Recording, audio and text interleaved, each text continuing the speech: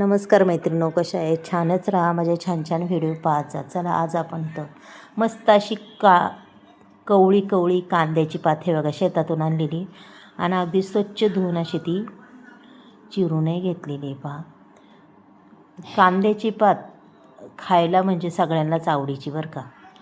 त्याला लागणारं साहित्य ते हिरव्या मिरच्या आणि लसूण सारा भरपूर. लसूण जास्त का टाकायचा, कारण की कांद्याच्या भाजीला लसूण टाकला की आणखीनच चव लागते. त्याच्यानंतर आपण घालणार आहे त्याच्यात हरभऱ्याची डाळ. तुम्हाला जर वाटलं मुगाची डाळ घालायची तर तीसुद्धा घालू शकता, पण कांद्याच्या भाजीला एक वेगळीच चव असते बरं का. आणि म्हणतात कांद्याची पात ही सीझननुसारच खायला भेटते, इतर दिवशी कधी खायला नाही भेटत. चला आता आबडधोबड आपण हिरवी मिरची आणि लसूण वाटून घेऊया. पहा, मस्तपैकी मैत्रिणीनं वाटून घेतलेलं आहे. त्याच्यानंतर ठेवली एक कढई गॅसवर. अगदी 5 मिनटाच्या आत आपली भाजीही तयार होते. कढईमध्ये टाकले तेल. तुम्हाला किती आवडतं त्याच्यानुसार तुम्ही तेल टाकू शकता. चला आता हा वाटलेला खरडा अगदी छान पद्धतीने आपल्याला परतून घ्यायचा आहे.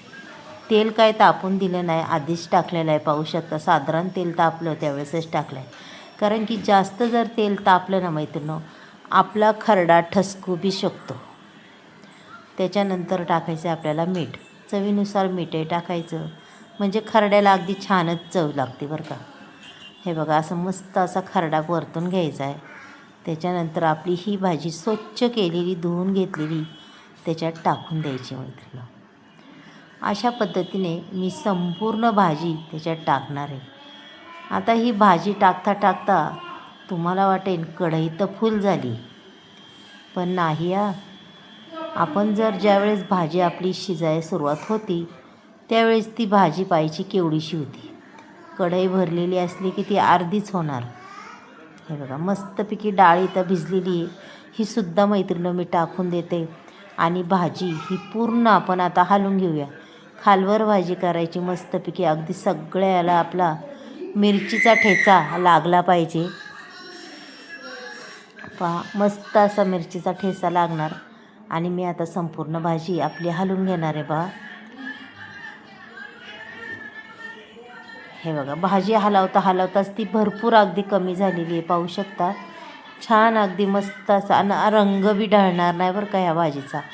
अगदीच कवळी आहे शेतातली. आपण ज्यावेळेस कांदे लावतो त्याची पात खुडून आणलेली ही भाजी. पहा, आणि खरंच खूप चवदार असते. शेतात कांदे लावले की अगदी आपल्याला कवरबी भाजी खायला भेटते. कांदे काढीस तोपर्यंत भाजी खातो आपण.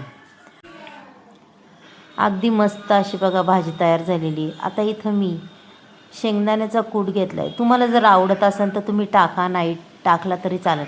पण मैत्रिणींनो, 2 चमचे जर शेंगदाण्याचा कूट टाकला ना, खरंच भाजीला अजूनच छान चव लागते.